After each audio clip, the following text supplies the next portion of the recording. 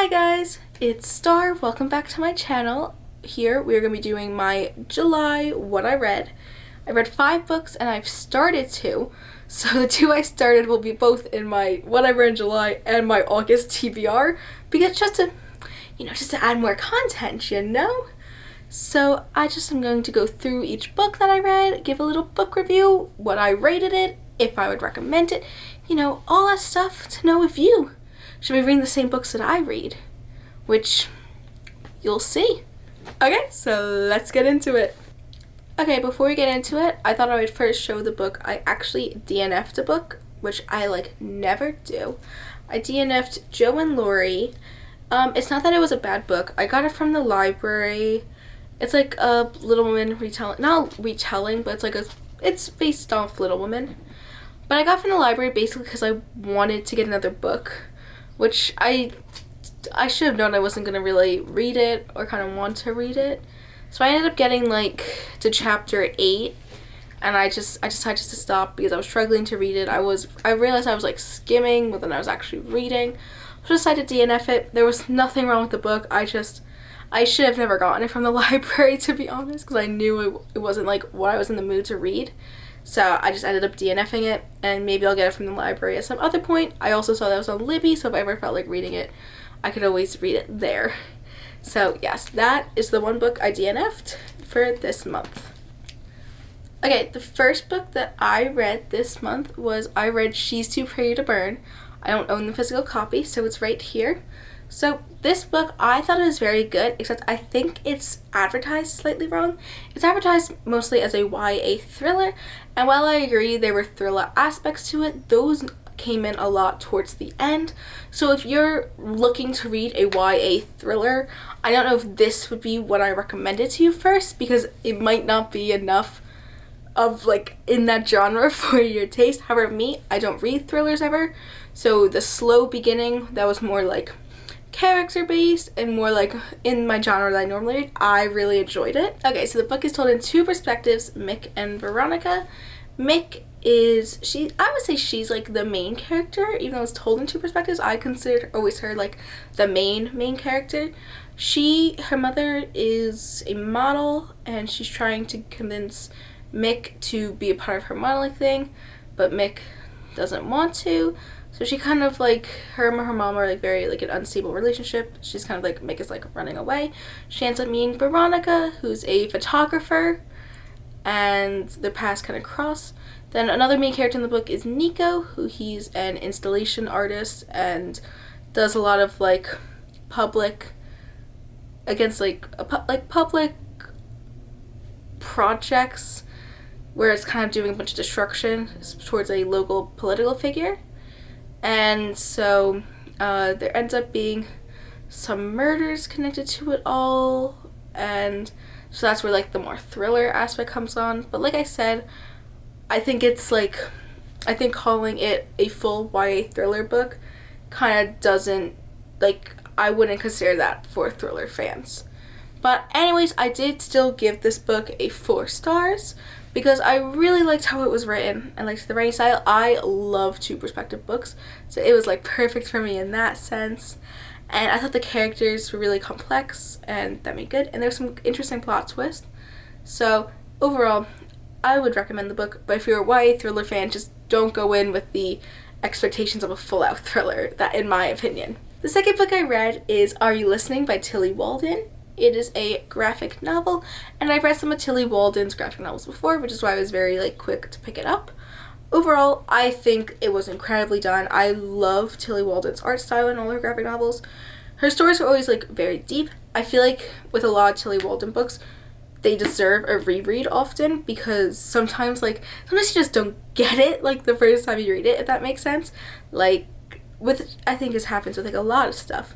So I think I definitely will be revisiting it at some point, because I'll admit there's probably some things I missed, especially with graphic novels. You tend to read a lot quicker, so I definitely should have paid more attention. But I did end up also giving this one a 4 stars.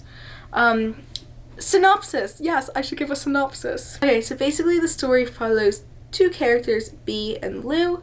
So Bee is on the run from her own town, and she runs into Lou at a convenience store, and then basically they go on a huge adventure through West Texas, and then they end up encountering this cat, and their goal now is to get this cat home, but the cat's got some like things going on, and that's like the most basic synopsis I can give. It's definitely worth it, and not even just this graphic novel, but go check out Tilly Walden's graphic novels because they're really interesting, and like I love her art style, so I would definitely recommend her graphic novels.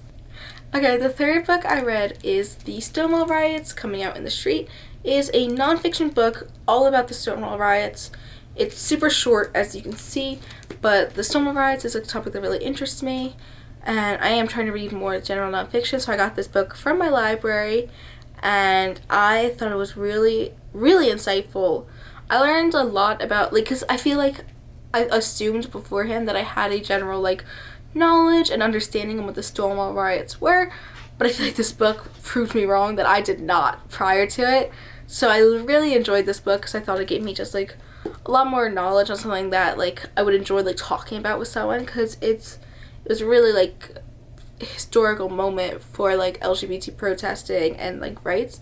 So I honestly really enjoyed it. I would honestly recommend this so highly to anyone who wants to learn more or read about that topic. That's like, it was really good, and it was super short, a lot of images, so it was a super quick read, so I would definitely recommend it. The fourth book I read is Stargirl by Jerry Spinelli, and you might be wondering, why'd you just read a middle grade book this month? And it's for a future video, so I don't want to give a full review on it in this video because I do plan on doing that in the future video I post, so subscribe to go see that video. I don't want to spoil anything, but I did read it, and all I will say is it's a book I think if you have younger siblings or middle grade, I would definitely recommend reading it. Super quick read because it's like middle grade, but I guess if you're in middle school it's probably a bit of a longer, not a longer read, but you know, it'll take longer than for someone like I who read it. But I did think it was very well written and a nice message and very cute. So that's my quick synopsis, but like I said, I don't want to go fully into detail on it because I will be in a future video. The fifth book I read, and the highlight of the month, goes to The 7 Husbands of Evelyn Hugo. Why have I not read this sooner? So, by Taylor Jenkins Reid. I forgot, I probably should specify that. If this has been on your TBR for a while and you haven't read it, go do it. I swear it's worth it. This book has been sitting on my shelf for a while, and I've been a little nervous to read it, you know, because it's so like well liked, and I was like scared of like, you know, I was like, oh, what if I don't like it? I am obsessed. I finished it yesterday, and I read like 50% of the book yesterday because I just like could not put it down near the end. It's a very good story. Taylor Jenkins Reid is becoming one of my favorite authors. I might just do a video on reading Taylor Jenkins Reid's books, because I read Daisy Jones last month, so I might do a video on it. So synopsis of The 7 Husbands of Evelyn Hugo, in case you don't know. Basically, there's a main character, well, Evelyn Hugo, who's an actor, and she's kind of telling her life story. She's telling her life story to Monique, who is a writer for the magazine,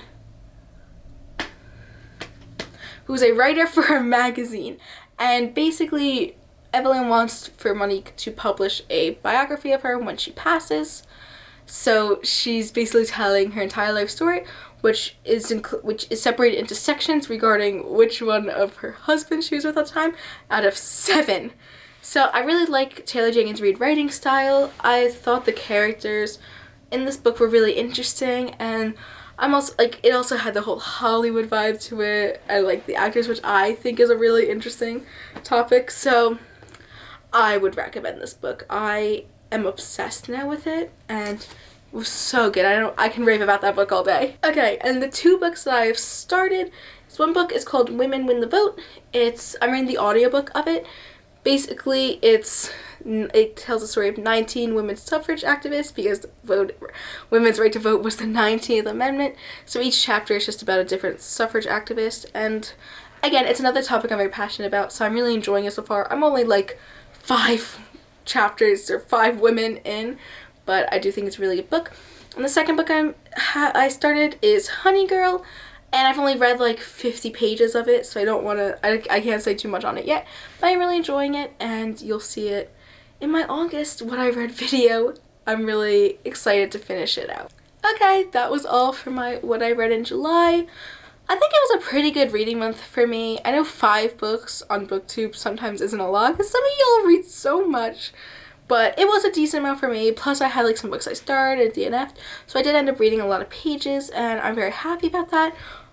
This YouTube channel is definitely making me read a lot more, I can tell already. So my August one is just going to keep getting bigger, the amount of books I read, so make sure to subscribe so you can see my August one.